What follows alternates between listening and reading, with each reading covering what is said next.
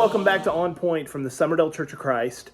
We're spending some time in this month of September reading through the New Testament, and we find ourselves in Matthew chapter 17 to begin through chapter 24 today. In this first section of Scripture, leading up to Jesus having that final Passion Week, as we call it, we'll get to that here pretty soon in our reading, Jesus takes three of his disciples up to a mountain.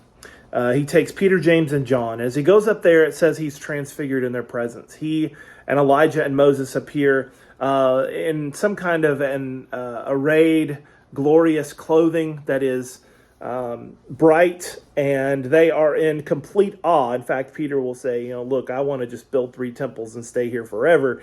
And the voice from heaven will be God saying, the Father will say, this is my Son in whom I'm well pleased, hear him, which is a comment that's made a couple times in Scripture.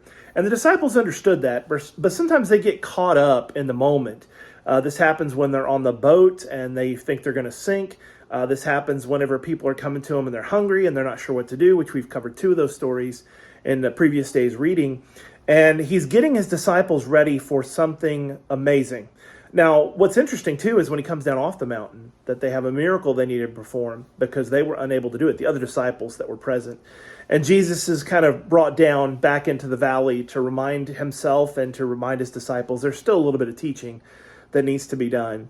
As we now lead into the Passion Week, which tomorrow we will read about the crucifixion of Jesus, and we'll move on into the early part of Mark as well, we're going to see Jesus is getting his disciples ready for his crucifixion. And through that last week, there'll be teaching, there'll be some miracles, there'll be some things that are happening that's really grabbing the attention of the Pharisees. They're starting to find a way to send Jesus to the cross. They've started planning it, plotting it. Probably before this, John's gospel gives us a little insight as to when that actually happened and when they began to turn the switch to try to get some false witnesses together to make sure Jesus died on the cross. But this shows us Jesus' determination. And I hope that if you learn anything from this reading, you see that Jesus is determined to go to the cross no matter what it takes.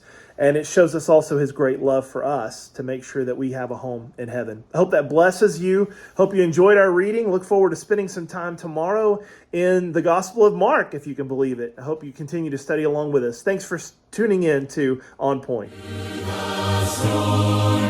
He is Lord, Lord.